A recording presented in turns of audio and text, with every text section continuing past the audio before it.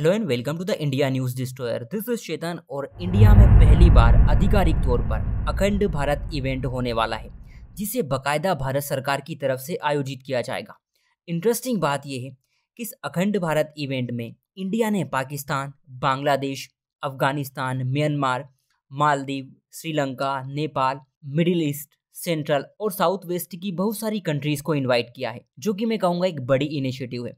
और पाकिस्तान ने इस इनविटेशन को एक्सेप्ट भी कर लिया है कि ये लोग जरूर इस इवेंट में शामिल होना चाहेंगे। ऑलराइट, लेकिन मैं आपको बताना चाहूँगा कि इस इवेंट को, ये जो अखंड भारत इवेंट हो रहा है, इसे भारत का मौसम विभाग यानी इंडियन मेट्रोलॉजिकल डिपार्टमेंट आयोजित करेगा, क्योंकि इसने अपने सक्सेसफुली 150 साल पूरे कर लिए भारत समेत पूरी दुनिया को सेवा देते देते। और भारत की पूरी कोशिश होगी कि इस इवेंट को यादगार बनाया जाए।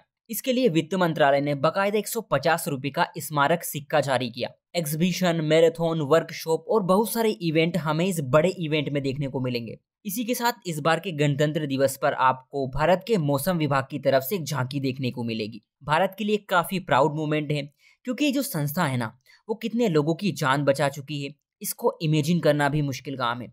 चाहे डिजास्टर हो, चाहे किधर बाढ़ आ जाए, भारी बारिश हो, साइक्लोन की तबाही हो, हम हीट वेव की बात करते हैं, इनके खिलाफ चेतावनी देकर भारत को प्रोटेक्ट करने का काम ये संस्था बखूबी करती है। हालांकि इससे कभी इतनी इज्जत नहीं मिली है जितनी दूसरी संस्थाओं को मिलती है।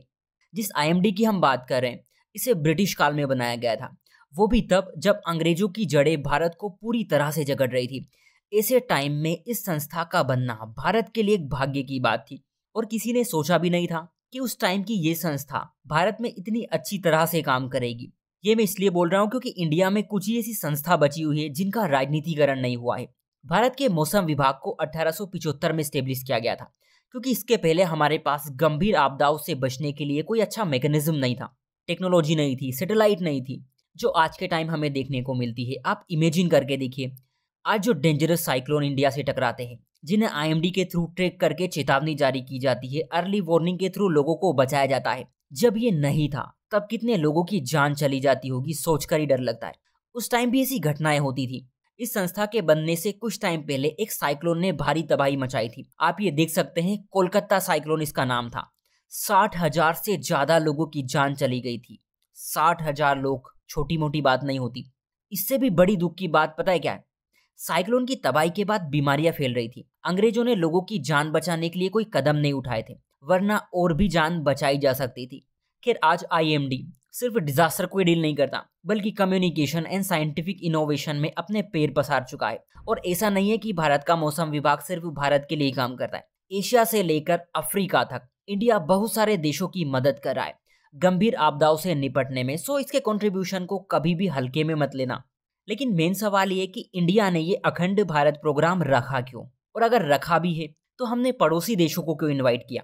देखिए, इस टाइम ना भारत का उपमहाद्वीप काफी अस्थिरता से गुजर रहा है। पाकिस्तान के साथ भारत के रिश्ते अच्छे नहीं हैं। बांग्लादेश आज क्या कर रहा है वो भी आपके सामने है। हमने मालदीव का एग्जाम्पल देखा, श्रीलंका को भी हम देख ही रहे हैं।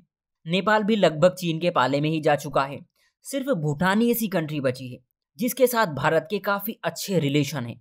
ऐसे में अगर किसी एक इवेंट के थ्रू भारत के पड़ोसी देश, जो कि अखंड भारत का हिस्सा है, एक साथ आते हैं, एक मंच पर आते हैं, तो भारतीय उपमहाद्वीप में हमें एक यूनिटी देखने को मिलेगी। हो सकता है सबकी विचारधारा अलग अलग हो, लेकिन भारत का मौसम विभाग जान बचाने का काम करता है। और जब जान बचाने की बारी आती है तो ये बियॉन्ड द बॉर्डर जाके काम करता है। ऐसे में अगर लोगों की जान बचाने के लिए एक यूनिटी बनती है, तो भारतीय उपमहाद्वीप में जो चीजें चल रही है, जो नेगेटिव चीजें चल रही है, हो सकता है आने वाले टाइम में इस तरह के इवेंट इन घटनाओं को कम कर सके। सो आज के लिए इतना ही। Take care and thank you.